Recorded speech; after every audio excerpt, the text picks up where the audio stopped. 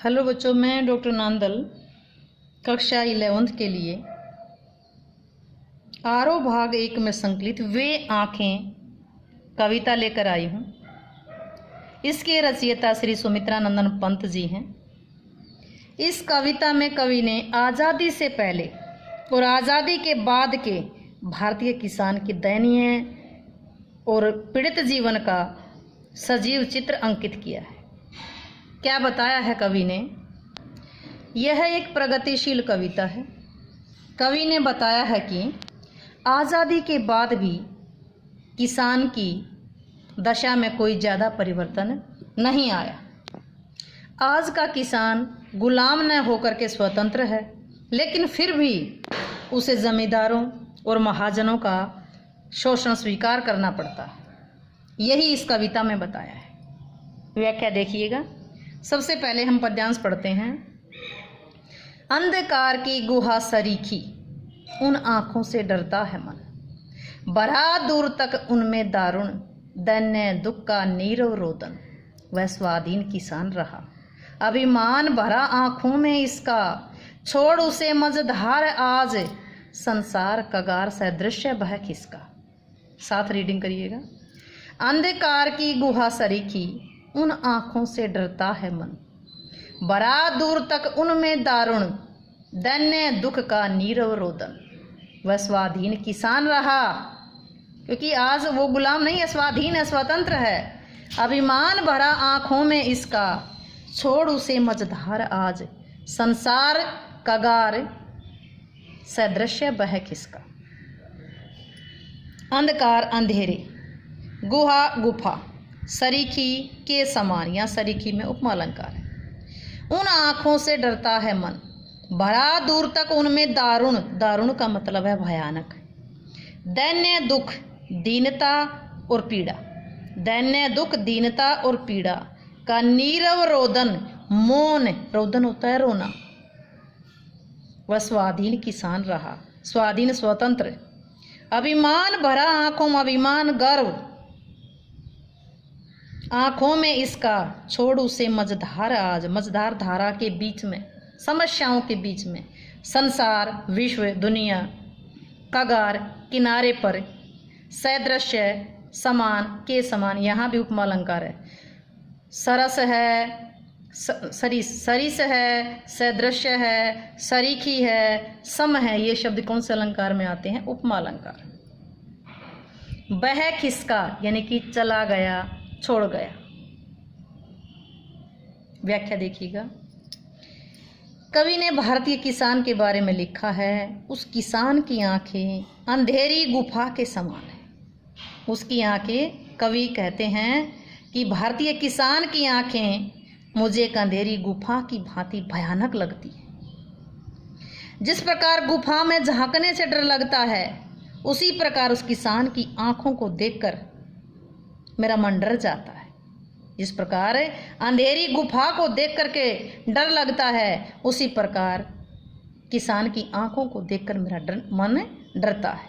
क्यों डरता है? भरा दूर तक उनमें दारुण, क्योंकि उस किसान की आंखों में देखने पर मन क्यों भयभीत होता है कि उस गुफा के समान उन आंखों में दैन्य, दीनता और पीड़ा, दीनता और पीड़ा, नीरव रोदन, और जो मौन, जो रोदन है वो भरा हुआ है। कवि कहते हैं किसान की उन गुफा के समान आंखों में दुख, दर्द, निराशा और शोषण के सिवाय कुछ भी नहीं है। उन आंखों में गरीबी का दुख और उससे उत्पन्न पीड़ा को सहे जाने का मौन रोना समाया हुआ है। जो जमींदार ने, जो महाजन ने उस पर अत्याचार किए हैं, उसका मौन रोदन उन आँखों में, उस वो पीड़ा, वो मौन रोदन समाया हुआ है।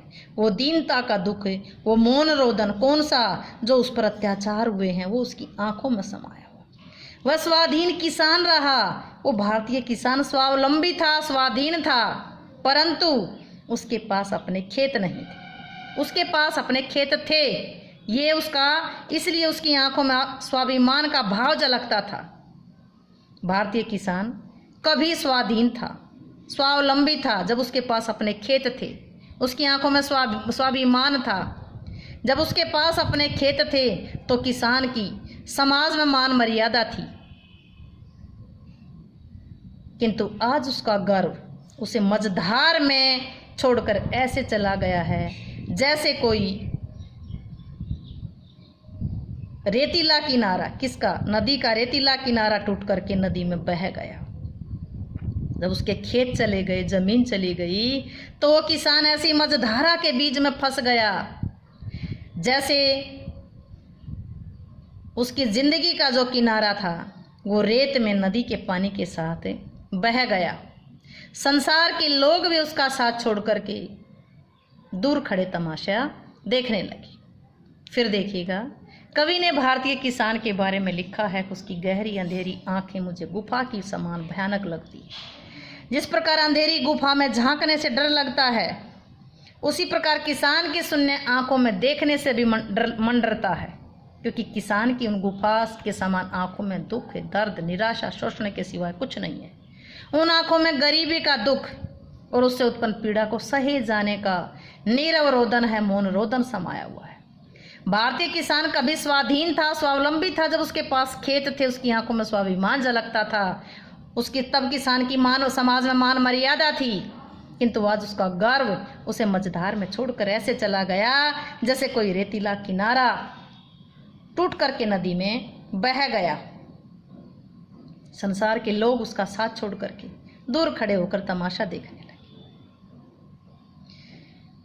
इसका काव्य सौंदर्य देखेंगे। पहले दारुण दैन्य दुख, दारुण दैन्य दुख कौन सा अलंकार है? दैवर्ण की आवृत्ति अनुप्रास अलंकार है। स्वाधीन किसान, नए नए वर्ण आया है पीछे, अनुप्रास अलंकार। संसार कगार, संसार कगार, रे वर्ण आया है, अनुप्रास अलंकार है।